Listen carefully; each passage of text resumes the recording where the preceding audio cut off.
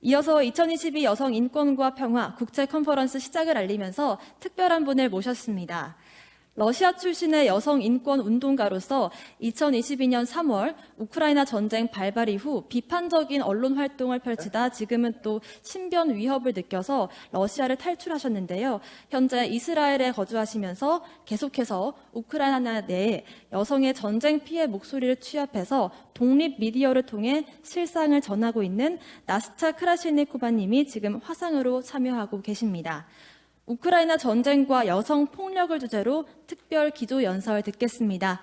나스차 크라실니코바님 기조 연설 부탁드립니다.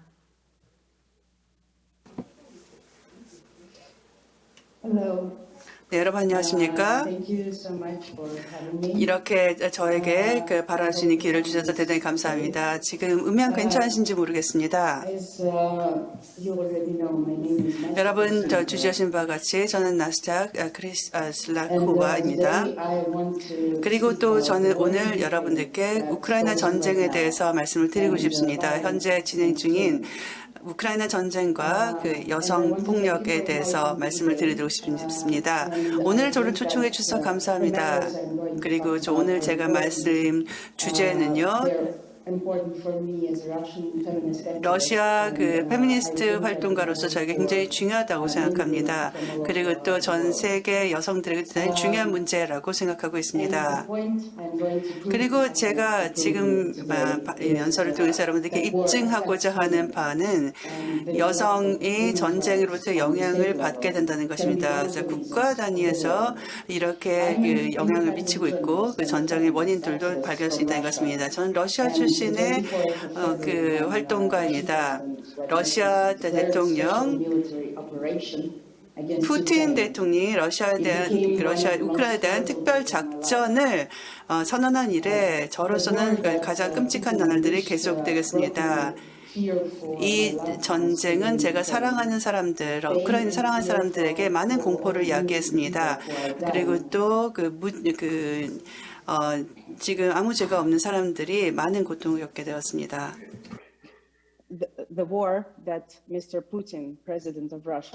러시아의 2월 24일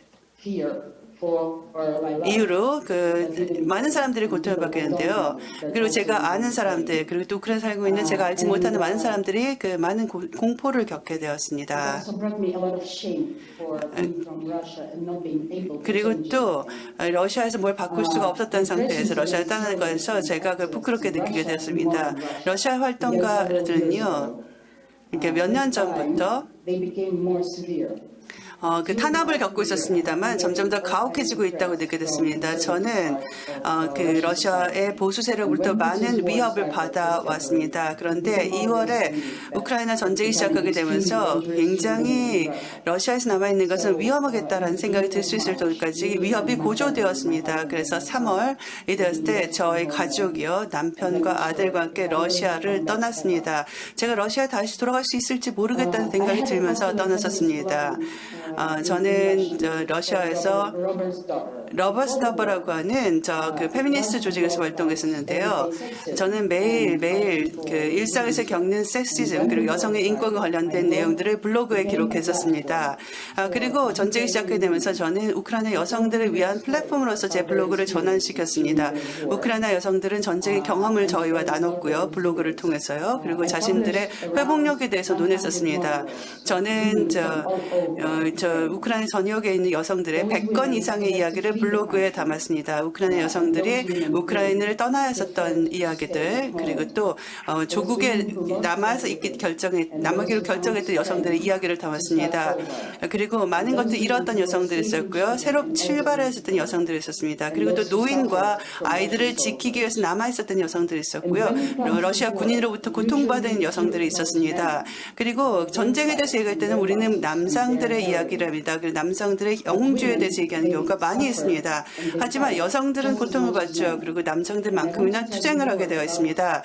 그래서 저는 전쟁을 보면서 전쟁을 통해서 우크라이나 여성들의 용맹스러움에 대해서 발견할 수 있었습니다. 어떻게 스스로를 지키는지도 발견할 수가 있었습니다.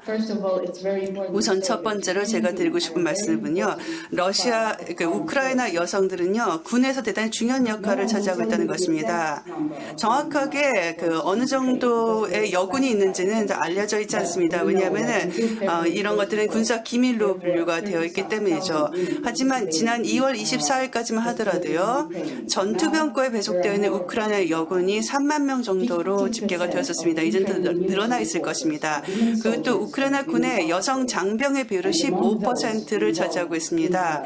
그리고 또 이 중에서는요. 예를 들어서 국방부 관료라든가 이런 군사 분야 관련 인사들까지 차지해서 본다면 여성이 차지하는 비율은 25%가 될 것입니다. 2018년이 되었을 때 우크라이나는 군대 내 양성평등에 관한 법을 채택하게 되었습니다. 그 이후로는 여성들이 배치되는 전투병권은 총 63개로 확인이 되고 있습니다. 러시아 침공을 한 이래 이 분야에 대해서 여성의 관심이 현저하게 증가했다고 말씀을 드릴 수 있습니다. 또 우리가 확인할 수 있는 것은요. 많은 여성들이 성폭력 대상이 되고 있다는 것입니다. 그리고 이 러시아 군에 의한 강간이 전시 우크라이나 여성들이 직면한 가장 큰 위협 중 하나로 나타나고 있습니다.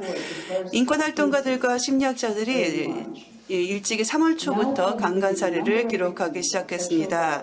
그래서 지금 아마 이 강간 사건 같은 성폭력 사건이 수십 건에서 수백 건을 증가했을 것이라고 생각하고 있습니다.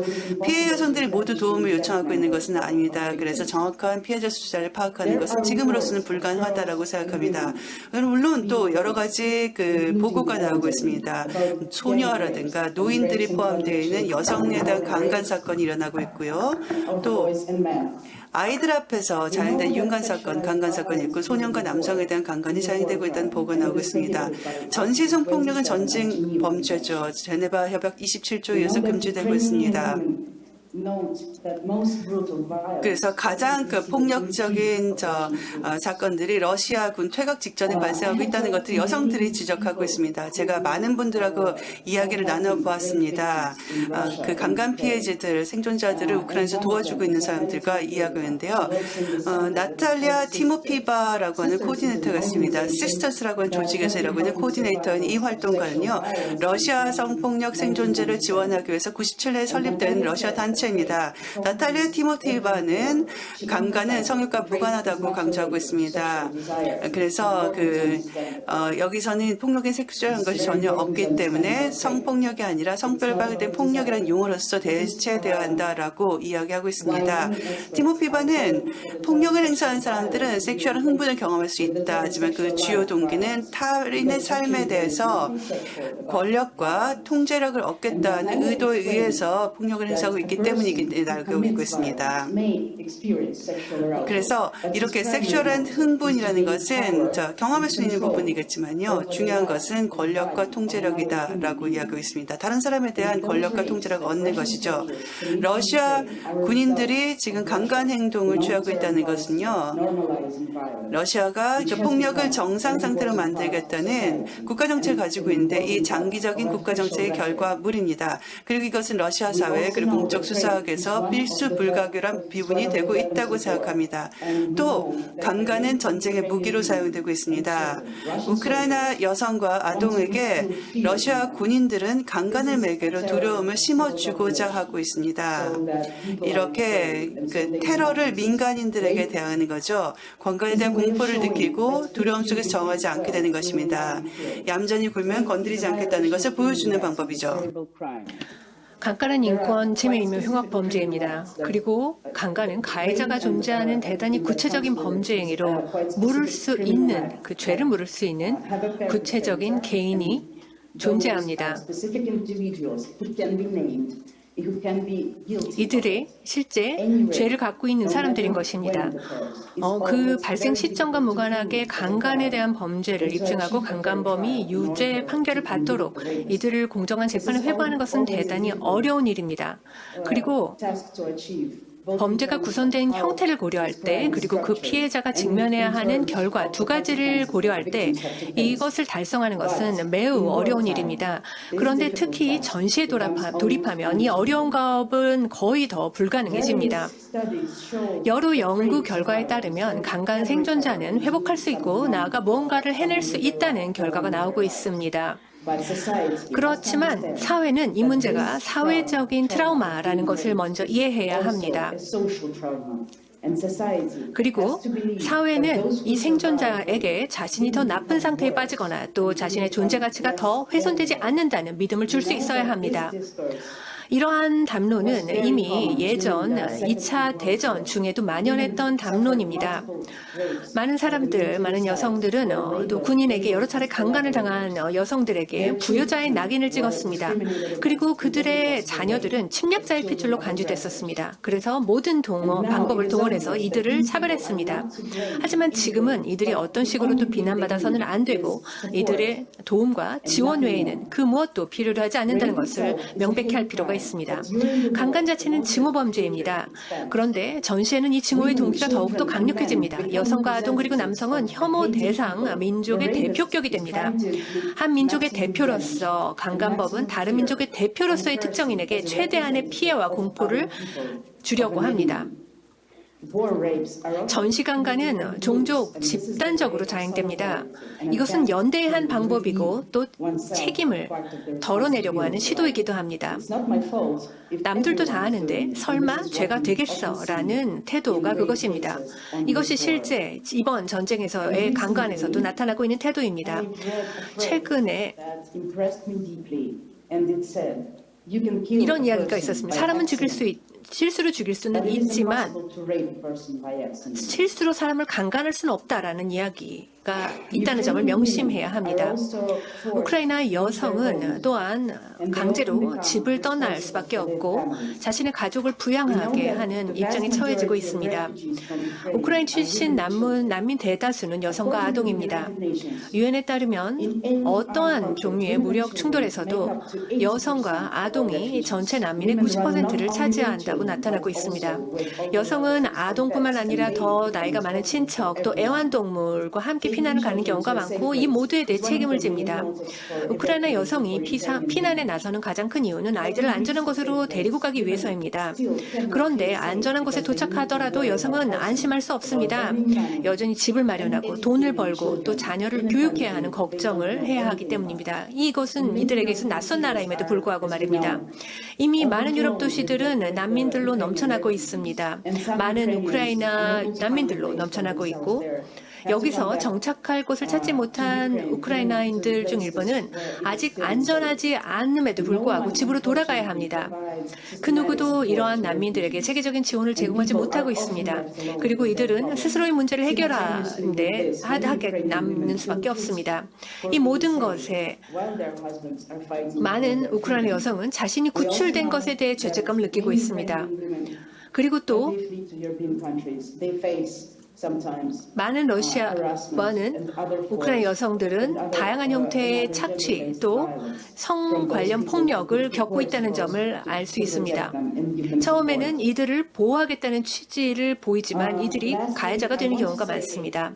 마지막으로 말씀드리고 싶은 점은 여성에 대한 폭력이 러시아의 국가 정책의 한 부분이라는 것입니다. 러시아 당국은 이 전쟁에서 전쟁이라는 표현 대신 특별 군사 작전이라는 용어를 고집합니다. 러시아 당국은 이 전쟁을 전쟁이라 일컫는 반전운동가와 일반인들을 탄압하고 있습니다. 그리고 이 용어의 사용 자체가 러시아에서는 공식적으로 금지되어 있습니다. 러시아가 전쟁이라고 부르지 않는 이유가 무엇일까요? 이것은 러시아의 국가 전략의 일부라고 생각합니다. 가능한 한 많은 사람들을 가스라이팅 하려고 하는 것이죠. 러시아는 우크라이나인들에게 자유를 주고 있다고 말합니다. 그런데 이 자유는 폭탄, 죽음, 강간, 그리고 삶을 망가뜨리는 망가뜨리는 것을 동반합니다. 이것이 바로 가스라이팅의 작동 방식입니다. 거대하고 강력한 누군가가 당신이 뭔가 명확한 것을 이해하지 못한다며 당신을 강제적으로 설득하려는 것입니다. 가스라이팅은 종종 여성에 대한 폭력의 일부를 구성합니다. 폭력은 러시아 당국의 정치적인 전략이 되고 있고 가스라이팅 역시 러시아가 사용하는 방법의 하나라고 저는 생각합니다. 첫째, 러시아는 자국민을 가스라이팅했습니다. 그리고 이제 러시아는 전 세계를 가스라이팅하려 하고 있습니다. 그들은 우크라이나에 가져오는 죽음이 더 큰 목표를 달성하기 위해 필요하다라는 것을 전 세계에 납득시키려고 노력하고 있습니다. 그러나 그들은 그 어떤 목표로도 단 한 번의 폭력적인 죽음을 정당화할 수 없다는 것을 알지 못합니다. 그리고 우크라이나 여성과 남성은 매일매일 자신 그리고 우리의 자유를 위해 싸우고 있습니다. 그리고 또 한 가지, 최근에 하나의 조사 내용이 발표되어 있었습니다. 이것은 6개월간의 조사를 바탕으로 하는 기록입니다. 이 조사는 모스크바에 있는 유명한 학술 기관에서 6명의 강간된 청소년을 대상으로 했었는데 이들에 대한 연구를 수행했었습니다. 러시아의 인텔 지식인들도 그 가해자였습니다. 중요한 공무원이기도 했었습니다. 그리고 또 굉장히 성공적인 사람이었습니다. 그런데 이들이 미성년자를 오랫동안 성착취했거나 학대했다는 점을 상상할 수 없었습니다. 하지만 러시아에서도 이러한 성착취, 성범죄는 모든 층에서 지금 자행되고 있습니다. 러시아법은 분명히 이것이 범죄이다. 그리고 또 수감이 된다는 점을 명시하고 있습니다. 성범죄에 대해서 말입니다. 그럼에도 불구하고 이러한 경우에 정의를 구현하는 것은 쉽지가 않습니다. 특히 미성년자에 대한 범죄는 더욱더 그렇습니다. 왜냐하면 기존 법이 유효하게 작동하지 못하기 때문입니다. 수십 년간의 이러한 유명한 국립대학에서 수십 년 동안 이런 유명한 국립대학에서 성범죄가 자행됐다는 점은 충격적인 일입니다. 청소년에 대한 성범죄는 수십 년 동안 이것이 간과되어 왔었습니다. 그리고 그러한 체제 때문에 러시아 내에서 이런 끔찍한 전쟁이 자행될 수 있었던 것입니다. 그리고 러시아의 여성들 역시 국내 가정폭력으로부터 보호받지 못하고 있습니다. 그리고 러시아의 미성년자, 어린이들 역시 성범죄의 보호를 받지 못하고 있습니다. 자신들의 학교, 기관에서부터 시작을 한다고도 할 수 있습니다. 이러한 성 기반 폭력, 이것은 너무나 많은 경우 간과되고 있는데 이것이 이러한 글로벌한 장기적인 폭력으로 이어져 있다고 저는 생각합니다. 저 경청해 주셔서 감사합니다.